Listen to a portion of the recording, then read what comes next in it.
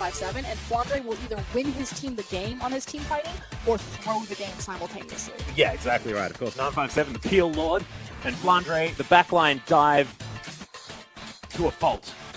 He will get into the backline no matter how hard it is. But we are already in champ. Yeah, he most certainly is. We are in a Champions League, though, and all of the bans have come through. Lissandra, Azir, and Vladimir taken away from Tank. That is a massive mid lane focus here for our blue side in WE, as Ryze, Rek'Sai, and Trundle have been removed on the side of Snake. And WE now looking at their first pick. We'll see whether it's going to be the Graves. This will be an interesting one for Condi. Has played it before. I really want to quickly touch on the target banning at Tank. We've said this multiple times. Yes, we just highlighted SoFM and Flandre, but Snake only played to the ceiling of their mid laner. For whatever reason, Tank can really shine or be completely denied, particularly that Lissandra pick, taking that away from him. But it's really how SoFM has impacted Tank and allowed him to get mobilized early. Yeah, exactly. And look, at the moment, considering both of those players' picks, as Flandre is hovering the Viktor here for Tank, potentially. I love WE's first pick, though. The Karma being taken away can go into the hands of Zero. He's been playing it very effectively, but we saw Athena have a fantastic mid-lane Karma play, and if we remember back to the playoffs, WE, in straight Karma games, were able to take themselves to the next level. So, again, also alleviates pressure off of Mystic from that Sivir pick, means that he can go more towards his Ezreal, which is very nice to watch. Oh, yeah. That certainly is, and of course, that is an impressive poke lane as well out of the Karma and Ezreal. Xiye actually locks away the Swain very early on in this matchup as Condi looking at picking up the Spider Lady. And that is going to be taken away now as well, so a lot of pick potential coming out from the jungler. That's really risky. We'll see if Xiye does use that Swain in the mid lane or if it's a flex pick towards 957 in the top side of the map. Because Flandre has his pocket Fizz. This guy was known as a Fizz player back in the LPL. Oh, yeah. Has Fizz one trick, wasn't he? Yeah, Fizz one trick effectively. Has pulled it out in the LPL to great success, constantly being creative, revolutionizing the top lane, smite teleport, things like that. So if that is a Swain top, definitely has some threats. Most certainly does, and it's actually Flandre's pick that is being saved until last for the counter here on the side of Snake. You can see Nami, Ezreal being looked at the moment as far as that bottom lane to be locked in here. And Martin has shown some pretty aggressive Ezreal plays so far, but I like the denial pick away from Mystic more than anything because his Ezreal is so beautiful. However, not going to be happening as I get punished for talking about hovers too often, as Jhin is what's going to be locked in here for Snake. The Jarmy lane. But continued priority. What's it called, Atlas? Jarmy. It's either, yeah, I just like Jarmies. Jami, Jhin, Nami. Yeah, because here in Australia we like to abbreviate pajamas. Jammies. Oh, I see. It's a pajama lane. Yeah. Okay, got it. It doesn't quite work unless you abbreviate it, though. I was confused, but it's fine. Jhin still You can call it the Jimmies if you want. No, let's not. Jammy sounds a little bit better. I was going to talk about Jin's priority in the LPL, but now I'm just going to talk about Ashe. I feel like this is good, though, because, I mean, if you give you an opportunity to talk about Ashe, you're going to take it. What's cool about Ashe, although I might be punished for talking about a hover before the actual lock-in, because Ezreal is still available. There we go. What's cool about Ashe is she kind of acts like Bard, in a sense. So, if you go into a 2v2, Ashe is one of the few champions that has an incredibly long range that can compete with the likes of Jhin and Caitlyn. Yeah. She has great control over creep waves, so she's going to keep him pushed in because of the volley and the AoE damage it offers there. But also, if Jhin sets up in his curtain call, final call, curtain call, bam, right in the kisser with the arrow. It's pretty much the Bard ultimate. Yeah, exactly right. You can do it from any range at all, making it a little bit better than the Trundle, which was banned away this time around. But Flandre, like we said, is going to lock away the Fizz. It's going to be Fizz versus Moakai, the matchup. But if he ever gets across from Xiye, he's going to be having a little bit of a better time. Tank decided to take the cleanse against the double teleport, though, of WE. And this is a big difference between LGD that we saw in the last series and Snake's composition in this series, is that they open up themselves to look for a 1-4 split push and get Flandre ahead, have him cause havoc in those side lanes. But the kicker is that they've paired it with JieZou's Nami. Nami is so good at being a disengage option, even against the hard CC likes of Ashe, Elise, and Moakai. And Nami is actually quickly becoming his most played support as well. Actually, even now on 4 times apiece with Braum and Karma as well. So JieZou getting more and more comfortable on this pick here in the LPL. And with Martin on the Jhin, we saw Jhin to mixed effect, actually playing out fantastically well in the Super Late game for GT, not working out for Imp, but the coaches are going to shake hands. Let's get into game number 1 between Snake and WE.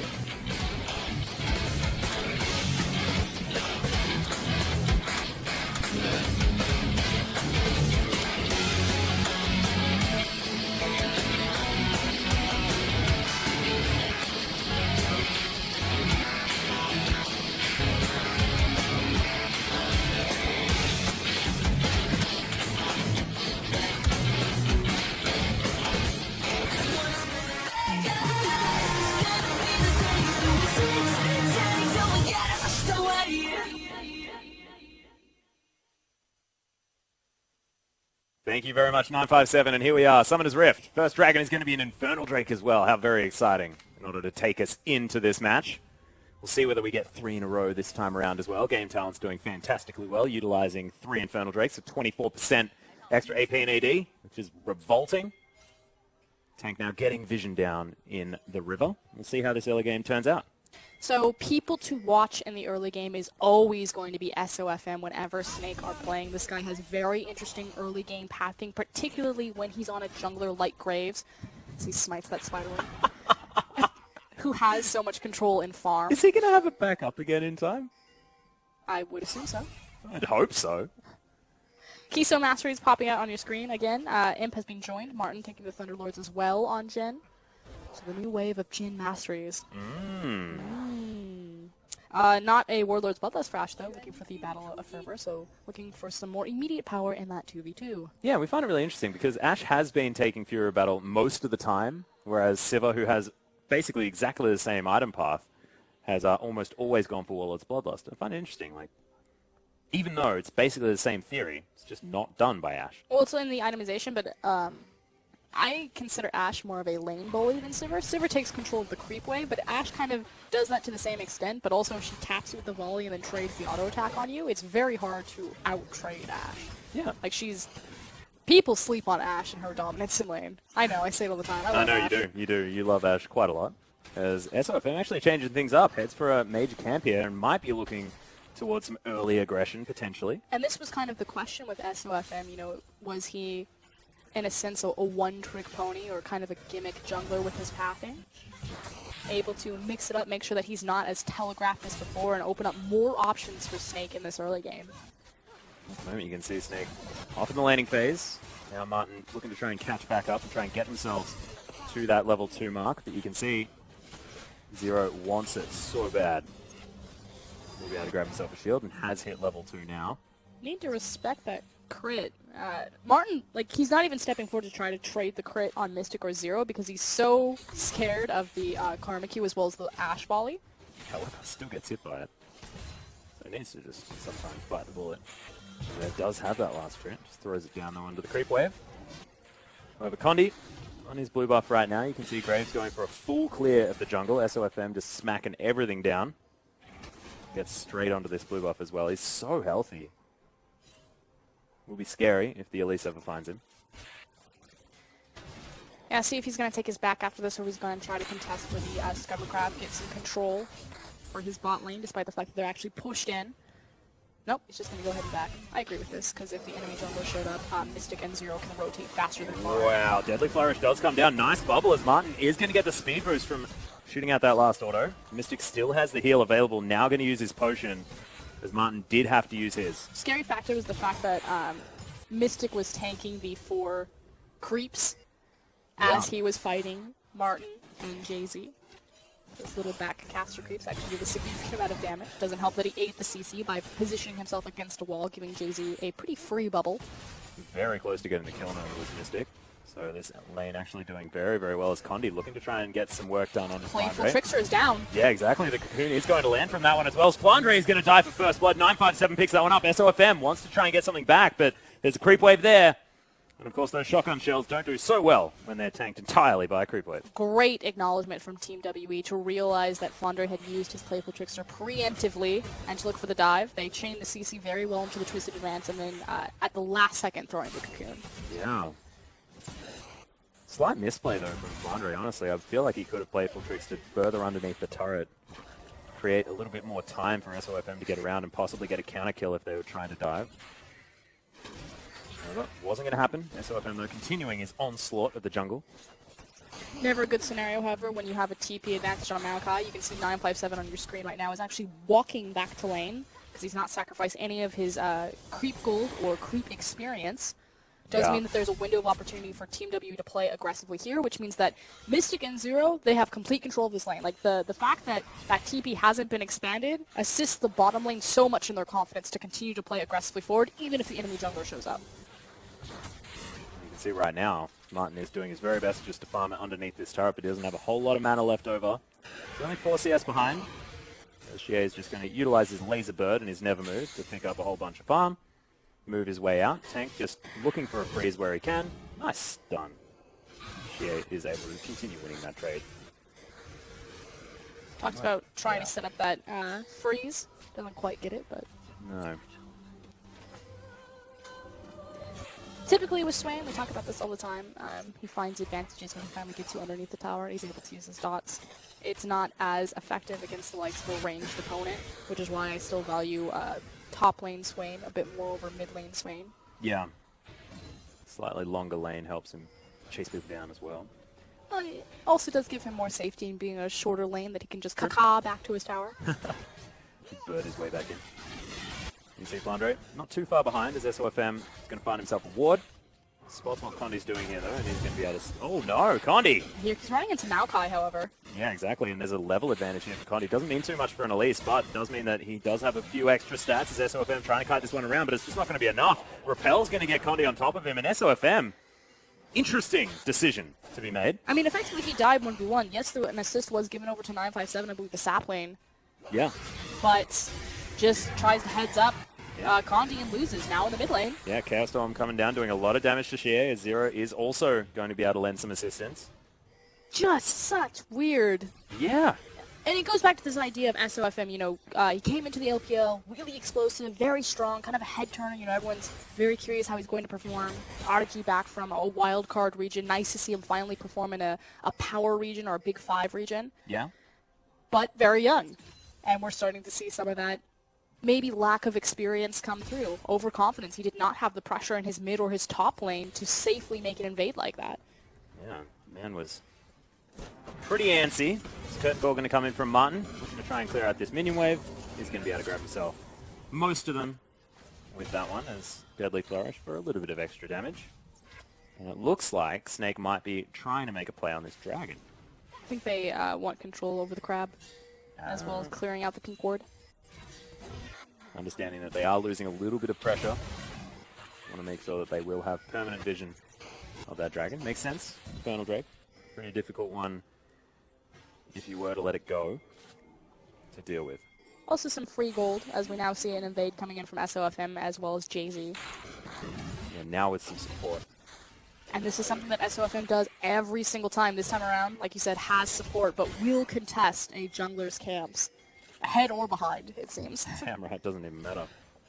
Collateral damage now picked up for the Graves. Should be very important if he does find himself a spider lurking. You can see big collapse here from WE, looking to get vision down around this dragon area. SoFM going to deliver tank a blue buff, does so effectively, and the Gromp then going to be taken by the Graves.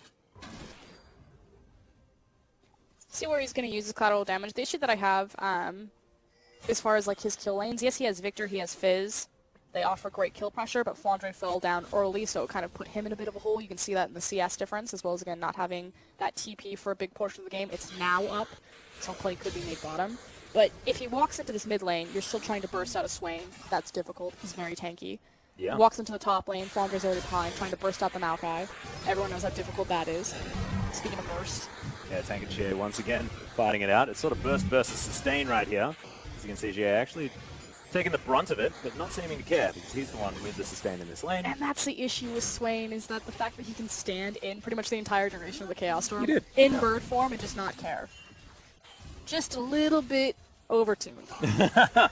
One could say.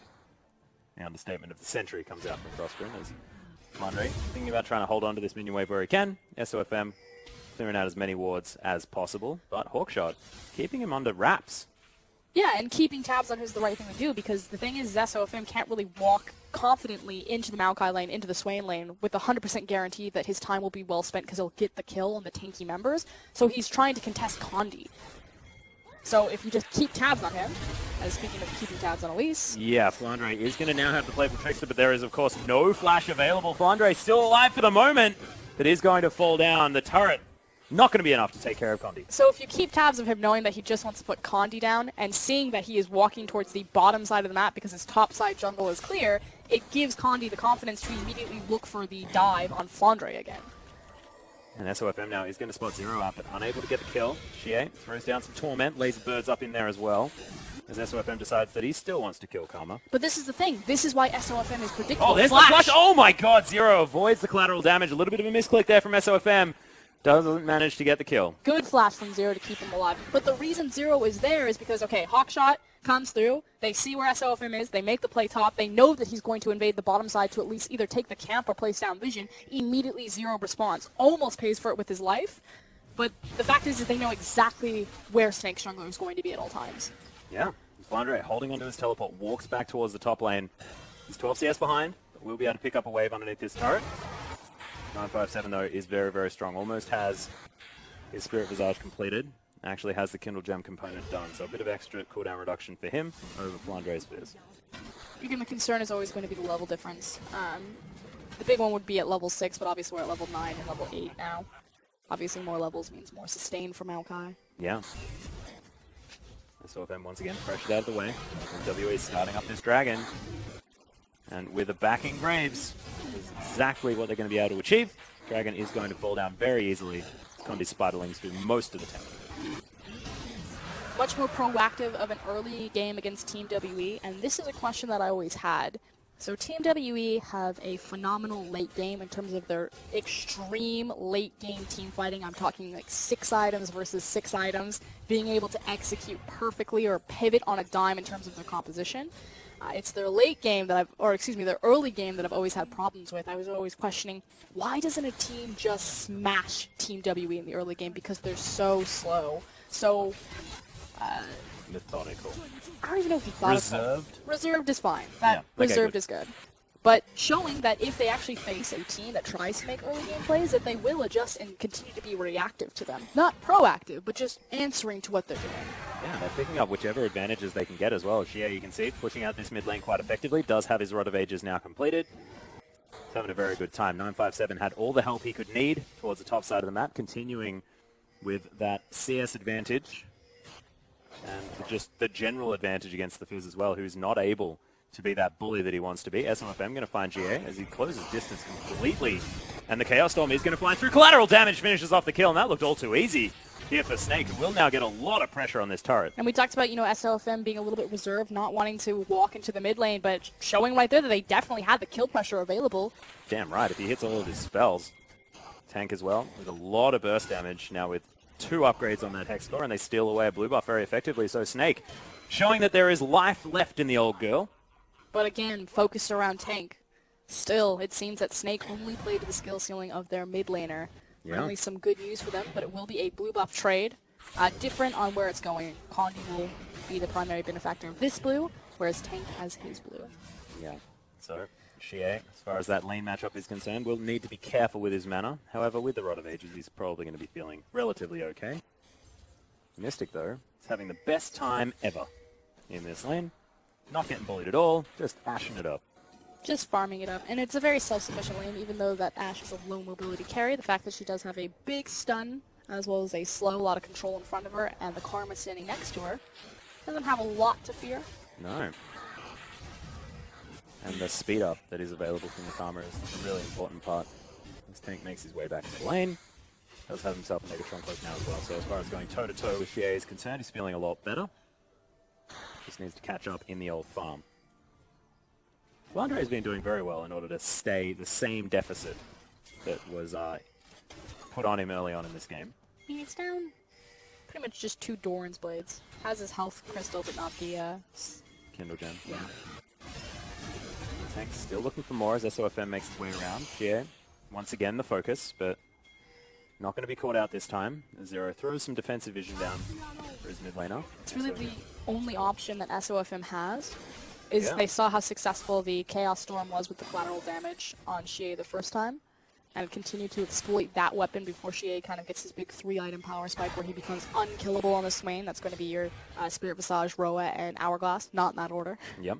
At the moment, looks like he's going for something like an Abyssal Scepter as his second item. We'll see whether he sticks on that train as far as getting heaps of magic resist is concerned. Will helping him against Flandre and Tank, as there's the Cocoon. Playful Trickster is going to get Flandre away, but they're just pressuring him away from this massive wave of creeps, and condi is going to be able to keep counter jungling while he's doing it. Really good play towards the top side to keep Flandre down. It's forcing pressure from Snake to make a play on the bottom side. Here comes the TP. They're looking for the dive. Yeah, double TP comes in. Zero snagged with the first of the curtain call as Martin looking for the last one. Doesn't get the last bolt. As now Snake are backing away. There's the flash twisted advance. 957 makes his way in. JC flashes. Is going to be safe for the moment, but Xiye picks up the kill. The fish is going to serve as disengage as condi battling with Tank moves out of the way, but the Chaos Storm is going to follow him. Repel comes up. And he does have to move away. Death Ray comes in. Deadly Flourish. Not going to do enough. This next dragon up in a minute 30. As the dust settles, it's 1 kill for nothing. And no objectives traded, as well as all the TPs and a bunch of flashes expended. Coming into this dragon fight, condi is the only member on the side of WE that has flash left and available. Well, we'll see whether this dragon is going to be fought over by WE. As Mystic, now with a recurve bow picked up, as well as that pickaxe, wants to get to both the Hurricane and that Essence Reaver. Oh, sorry, looks like Infinity Edge. This is interesting. Normally it is Essence Reaver picked up first for Ashes. Mystic going full old school. Thinks he's a Caitlyn. Could also just be for sieging. We'll see what he completes first. If he goes for that Hurricane. Yeah. Because then you have the 2 flat AD items as well as your attack speed. Although the nice thing about going Essence Reaver is you technically get like more arrows, man. Not more arrows, but with the CDR. But in the build path for it, you get more ingredients for 5 damage items because it's 2 longswords versus the pickaxe. Yeah, that's true. It's like this weird thing where if you're in a lane swap scenario earlier, you can actually push towers a little bit more effectively because you're not saving up for a pickaxe. You're going longsword, longsword. Depends on back timing, of course, but do like it. Tank continuing to clear out this mid lane. Now has those couple of levels in the Hex Core, so he's going to be able to eradicate mini waves very quickly. However, Xiye can do exactly the same thing. And he's also got himself some Merc Treads, so he's going to be running a little bit faster and not going to be stunned for as long by any of the members of Snake. As they have moved over, looks like this Ocean Drake is going to be what they're focusing on, but WE don't want to let this one go without a fight. Now moving in, condi of course has a pretty powerful smite button. As there's the Cocoon onto SoFM. Here comes Mystic. He has the arrow, hasn't thrown it yet. Yeah, we'll see whether it is going to land as WE are going to be able to lock down their second dragon. Oh, he's got them. Captive Audience comes in. JC takes so much damage from that arrow and will get eradicated immediately. Now SoFM trying to run away, but Mystic able to lock that one down. Curtain Call looking for Xiye, but everyone's body blocking for him. And it's just not going to be enough. Zero takes the last one. It's a crit to the face, but it's not enough to get the kill. Calm, cool, and collected, Team WE approach from the same side and stall out long enough for Mystic to get in position, and likewise for condi to bully his way onto the Ocean Drake and actually take it away, and then set up a pick and a tower. So this is definitely very clean, very methodical from Team WE. Yeah, and 6-1 in kills. They're 5,000 gold ahead here at 19 minutes in the game. 2 dragons now for them as well. They've suffered no turret loss. They've taken 1 themselves just then towards the bottom side of the map. And Infinity Edge is already done here for Mystic.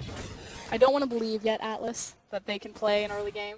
They just did. This is 20 minutes in. They've done an punished early too game. many times by Team WE in their 57-minute games. Let's not assume that they can do it again in game number 2. No, but this one, props to Team WE. They've played the early game beautifully. They've met Snake in every corner. Condi has been very proactive in terms of being on the top lane, setting up 957, making sure he gets that advantage over Flandre.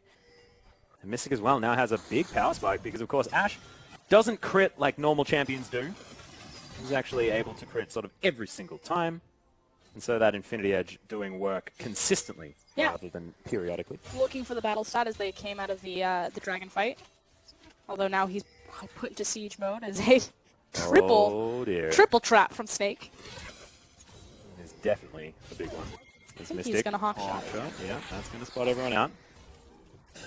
Flandre looking to try and lock this tower down, and it's very healthy. Everyone moving up towards the top side. You can see teleport from 957 is available. We'll see whether he's going to continue pushing things out. SoFM does get a lot of damage down onto the turret. They've run out of creeps, the Ashe arrow is up, and enough members are here. It forces Snake to respect the engage potential and the fact that they don't have eyes on the rest of Team WE, and to reset their position on the map. Home guard just became available here as well. 957 back in base, but decides he doesn't want to pull that trigger for now. WE defend this outer turret on the top side. Backs coming in from Snake as well. They're looking for a different point of attack. They just really need to reset their map. Now as well, you've got Xiye with that Abyssal Scepter done. He's got so much magic resist and a lot of power here as well, because of course Abyssal Scepter is a fantastic item on Swain because he is low range in his damage. Does like to do a lot of AoE, and that aura will be very, very effective. Also help out on the Moakai and the Elise, like you said. Yeah. Augmenting also means that the Enchanted Crystal Arrow does more damage. Maybe that's why it bursts now. Yeah, that's what it did do a heck of a lot of damage. But it wasn't available. Yeah. Now it's just going to be doing even more if there's a Swain present. Just poor little Nami is level 7. Ooh. As continuing to siege, so setting up their triangle vision, making sure that they have control of all of their waves, so they had bot and mid wave pushing forward, allowing Xiye to get a cheated route through the enemy red and try to catch out SoFM. Oh, condi steals away the Raptor camp. Dangerous stuff. It's not what SoFM wants. And now, Snake, slow on the rotation, don't make it to their mid-turret fast enough, and will lose another objective, possibly more if these stuns land. Excuse me, root. She's actually moving really quickly there as well with the help of Karma. Does show that combination pretty damn good, much like the Swain Sivir comp that you're talking about. Just didn't have to do it. Mystic was able to lock in even more utility with the Ashe. Doesn't need the movement speed, can now start fights himself. Yeah, and now that we have the outer ring of towers down, more power to Team WE's composition. It's now 0 turrets to 3, which means that Snake have much farther to run to safety against the likes of the Karma speed as well as the Ashe arrow. So Team WE, they've got a lot of their core items set up, especially as Ashe now completes the Hurricane. They can start looking for these big team fights and picking Snake off. He actually is just building Ashe as if she's Caitlyn. That's my Ashe build. That's really interesting. I mean, we just see so much Essence Reaver, you know? That's what I'm talking about. A lot of people like Martin on Jhin prioritize the Essence Reaver, although CDR translates into safety for Jhin. Yeah, I like that. I've always liked Infinity at first, so it is a lot of an investment. As Martin now just going to approach this turret. The biggest blessing available there as well. Actually, no. What is that ability even called? Which one? Tide Caller's Blessing, sorry. That is the W from Nami that helps him shoot people and slow them down. And he's going to have it there, but 957 back up towards the top side. Tower going to fall on both sides of the map, and WE really opening things up. But it's an outer versus an inner. Snake have been completely run around the map, and frankly, they have no answer for Team WE right now. Yeah, they gave away the outer top tower, but they're completely fine with that trade. It gives them so much more control over this dragon area, and dragon spawning in 30 seconds. Yeah. I don't quite remember what the next one is. I believe it might be another Ocean Drake. WE positioning around it now. 20 seconds to go. Martin up towards the top side, but 957's got a teleport. There can be 5 people at a moment's notice here around the dragon, and 957's getting collapsed on. Yep. So Snake all in on top. Team WE all in on bot side, and they try to pull the trigger on this Baron. Yeah, SoFM starting this one up. Teleport's coming in from Flandre. They are committing to this. Here comes the counter teleport. Yeah, 957 looking for it. They know what's going on here as the sapling goes in. 957, there's the arrow. He's right in amongst it, but it is going to be the Baron taken by SoFM. Flandre is going to be able to get himself out of there as 957 has kept them up there for quite some time. And look at all 5 members. That never move was huge. As Mystics throwing down their damage. SoFM trying to get out. They got the Baron. They lost 2 for it. Probably almost say worth for Snake. Snake getting dragged around the map, finally make a proactive decision and pull the trigger on Baron. Yes, they will technically lose the team fight as well as massive damage. Oh, God. Yep, the Flash Cocoon flat out missed onto SoFM. Still takes a lot of damage for it, though. That was cheeky. They saved their tower. Yep. Maybe if Condi had just prioritized the tower, that's fine. Big issue is that Condi is not positioned to find the steal. So yes, 957 Xiye, they can all follow into this because it's the 2 tankiest members. Good smite secure from SoFM. Was traded for a dragon in the end here. Yep. Third dragon, second Ocean Drake, but look at all of this damage. Yeah, that never move being the big thing in securing 2 those kills. Important factor. Snakes still have 3 Barons, which means that they can use the Baron in every single lane. 3 dragons, yep.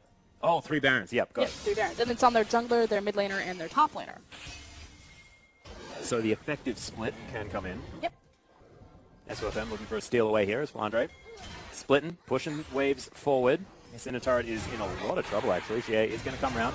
Doesn't have a lot of immediate wave clear, but will be able to deal with these creeps pretty quickly. 957 has shoved this wave all the way up.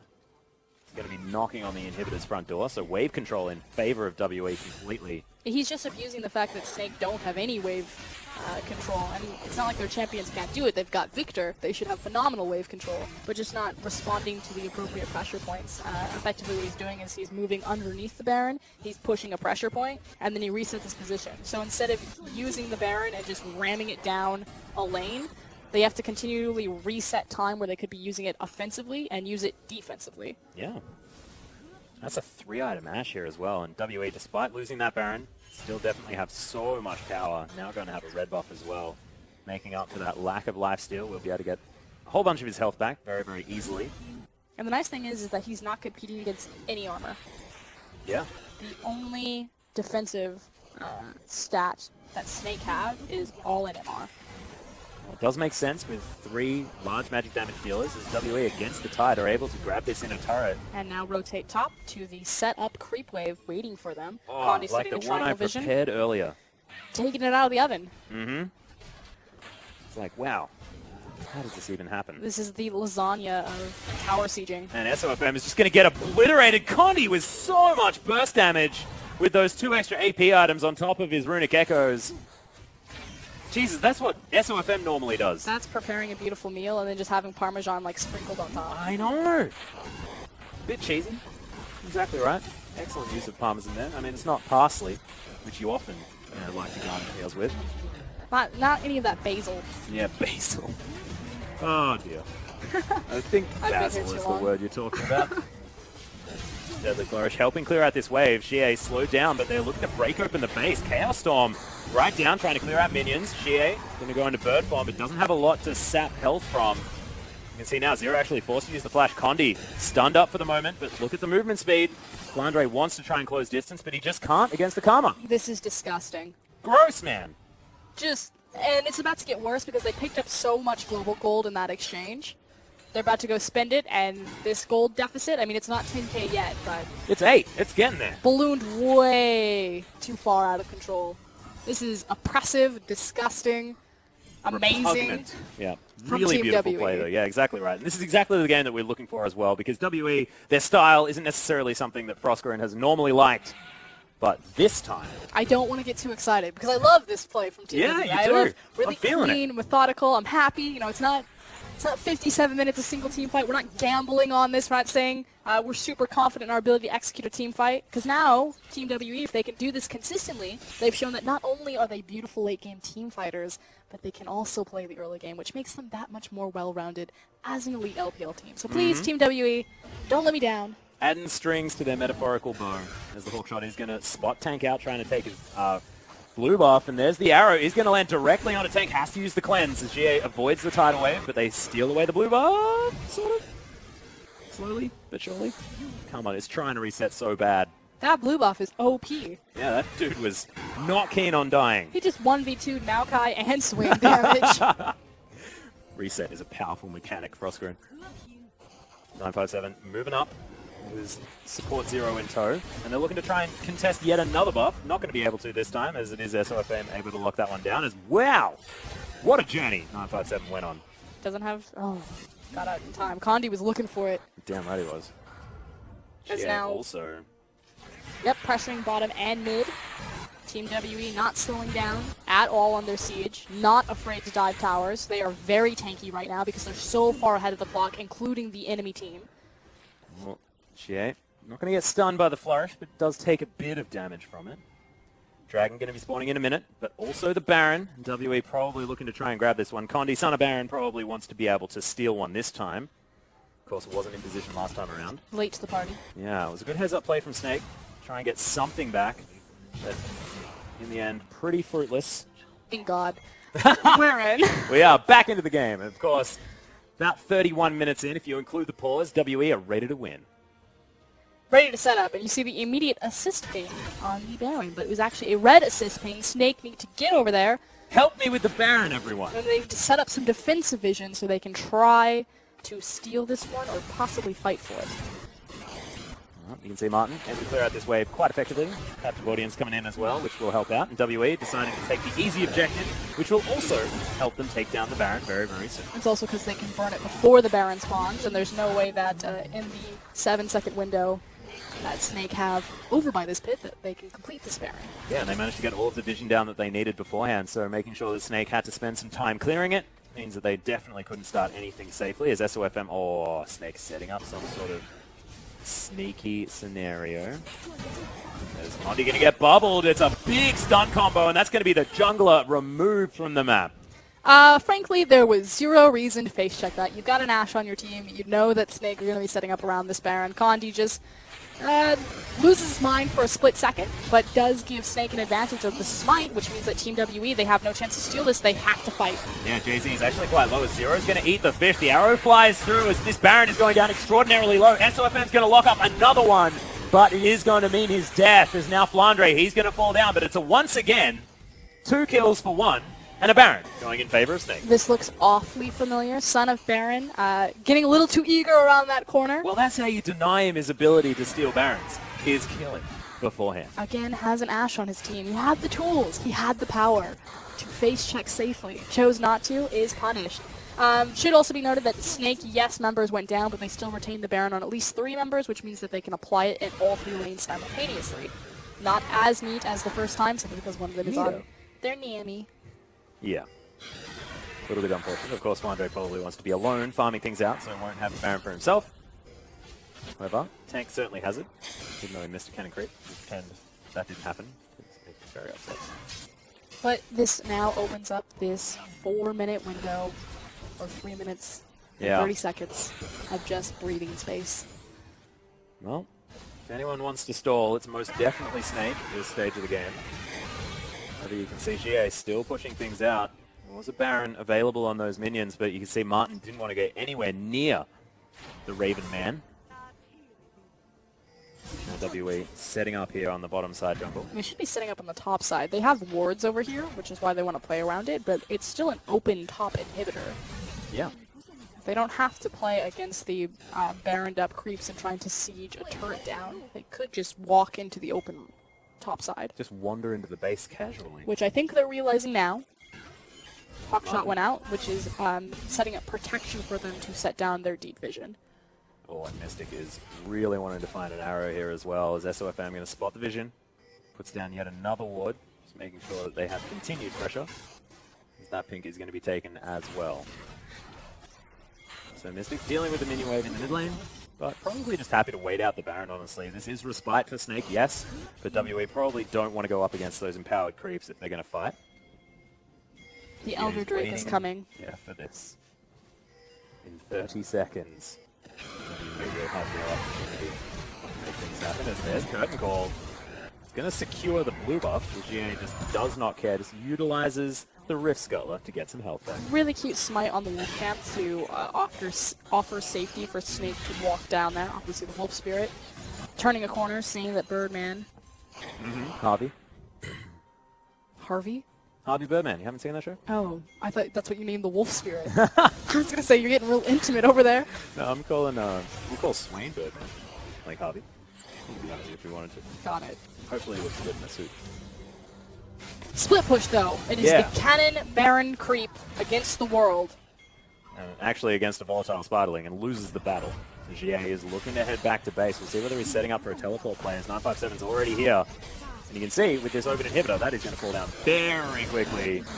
Condi's going to help out. Zero going down very, very low. As you can see, Flandre right in the mix. Chaos Storm doing a lot of damage. Tidal Wave almost secures the kill, as it's actually Mikhail's Crucible that helps keep Zero alive. Can still offer his utility to the team, as now WE looking to try and turn things around. Nice never move on to Tank, as there's the Curtain Call. Wow, Zero just gets plugged for the first kill. 957 is going to fall down to his GA.